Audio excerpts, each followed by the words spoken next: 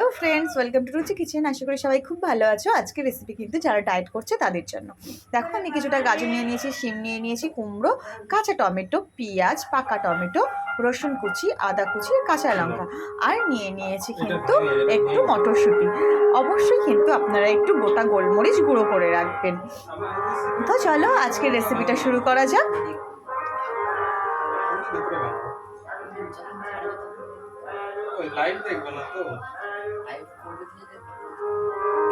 এরপর একটা কড়াই নিয়ে নিয়েছি, কড়াই একটু তেল দিয়ে দিয়েছি, দিয়ে কিন্তু তেলটা গরম হলে এর মধ্যে দিয়ে দেবো একটু গোটা জিরে, রসুন কুচি, আদা কুচি, পেঁয়াজ দিয়ে কিন্তু এটাকে কিন্তু আমরা একটু ভাজবো।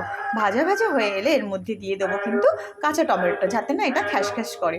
এবং কাঁচা টমেটো দিয়ে কিছুক্ষণ ভাজার পরে দিয়ে দেবো পাকা টমেটো, দিয়ে কিন্তু তারপরে ওটাকে একটু নেড়ে চেড়ে তারপরে কিন্তু বাকি সবজিগুলো কিন্তু এর মধ্যে পুট করবো। দেখো, একটু নাড়া হয়ে গেছে, বাকি সবজিগুলো দিয়ে দিয়েছি, কাঁচা লঙ্কাটাও দিয়ে দিয়েছি, দিয়ে কিন্তু ভালো করে নেড়ে নেবো। এখন কিন্তু মটরশুঁটিটা দেবো না, মটরশুঁটিটা একটু পরে দেবো। যখন দেখলাম একটু ভাজা ভাজা হয়েছে, একটু নুন দিলাম, দিয়ে নেড়ে নিলাম। এটাতে কিন্তু আমি কোনো রকমের কোনো হলুদ ইউজ করিনি। তো এর উপর দিয়ে দেবো আমি এবারে মটরশুঁটিগুলো, দিয়ে কিন্তু নেড়ে এটাকে আমি ঢাকা দেবো। যারা ডায়েট করছো তারা কিন্তু এটা দিয়ে রুটি খেতে পারো, বা শুধু এটাকে এক বাটি খেলে কিন্তু পেট ভরে যাবে, এবং সবজি খাওয়া ডায়েটের পক্ষে খুবই ভালো। তো দেখো, আমার এটা একটু ভাজা ভাজা হয়ে এসেছে, ঢাকনাটা খুলে একটু নেড়ে নেবো এবং এটার উপর থেকে ছড়িয়ে দেবো একটু গুঁড়ো গোলমরিচ। দেখো, সিদ্ধ হয়ে গেছে, তো গোলমরিচ ছড়িয়ে দেবো। আপনাদের যদি বা আমার ভিডিওটা ভালো লেগে থাকে তাহলে প্লিজ একটা like, comment, share, follow and subscribe করে দিও আমার চ্যানেলটাকে।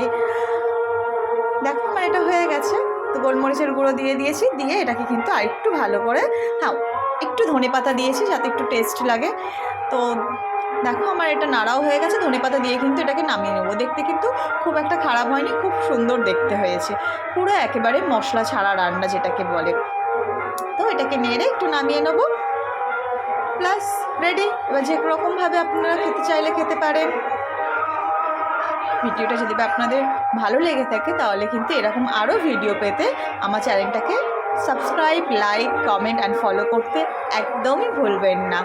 টাটা, বাই বাই, ভালো থাকবেন।